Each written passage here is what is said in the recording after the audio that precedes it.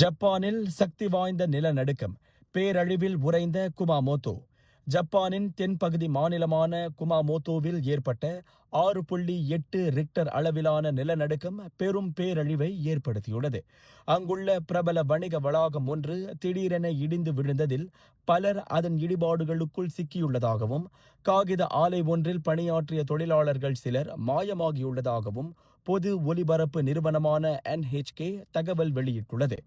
இந்த இடிபாடுகளில் சிக்கி சிலர் உயிரிழந்துள்ளதாக காவல்துறை வட்டாரங்களை மேற்கோள் காட்டி டிவி அசாஹி எனும் ஊடகம் தெரிவித்துள்ள நிலையில், காயமடைந்த 50க்கும் மேற்பட்டோருக்கு தீவிர சிகிச்சை அளிக்கப்பட்டு வருவதாக NHK குறிப்பிட்டுள்ளது. மேலும் அதிவேக ரயிலில் பயணித்த சில பயணிகளும் காயமடைந்துள்ளதாக நிக்கை நாளிதழ் கூறியுள்ளது. நிலநடுக்கத்தின் தாக்கத்தால் நெடுஞ்சாலை பாலம் உடைந்தும் கட்டடங்கள் சரிந்தும் கிடக்கின்றன.